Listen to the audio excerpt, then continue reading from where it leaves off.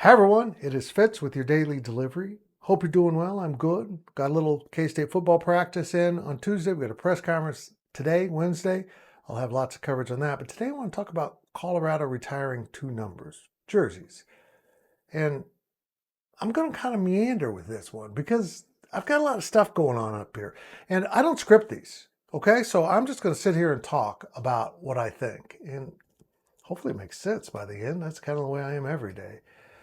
Coach Deion Sanders at Colorado has opted to retire 2 numbers. Of course, this has to be approved by the administration. They, bam, rubber stamp that thing right on through. You got it, Deion, whatever you need.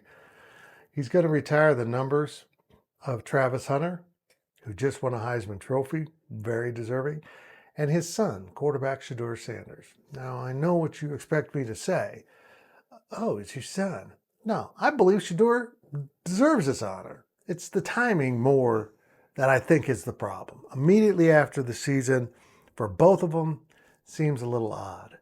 Now let's look at the precedent of Colorado. They've only retired 4 other numbers, the latest one being Rashaan Salam, who won a Heisman. But it took him more than 20 years to get that jersey retired. And that might just be a failing of prior administrations and falling asleep at the wheel. And honestly, failing to honor the greatness of your football program when it was really great. It was a national power for a long time. So let's not hold them to that precedent. I'm not a, hey, we've done it this way all the time kind of guy. Just do what you need to do. But here's my 2 problems here.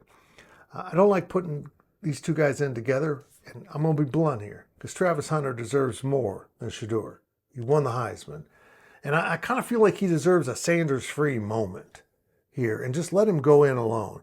And Shedeur comes in later. But they're teammates. I understand why they're doing it. But here is my bottom line and why I really don't have a problem. This is an important period of time for Colorado football. They've got interest on fire. They're selling out the stadium.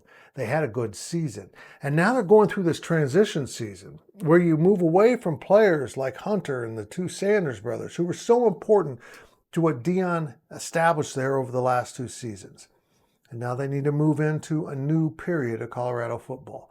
And can they take the momentum of a good season and extend it through into the future? Because if they do, Colorado could retain the greatness that they had for many years in the 20th century, which makes me feel really old when I say that. So, yeah, do it. Okay. Would I do it differently? Yeah. But I understand why. The fire is smoking hot right now. Keep it going. Keep that momentum going. And here we are in April.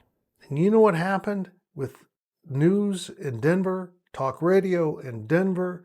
They were talking about Colorado football a lot this week because of this decision, debating whether this is right or wrong. Well, if you look at it from that standpoint, in a crowded media and sports market that is Denver, an incredible sports market, getting the Colorado football program as the headline in the offseason, that's a major win. And if this helps Deion's program elevate itself even more to keep that momentum going, then it's a brilliant move.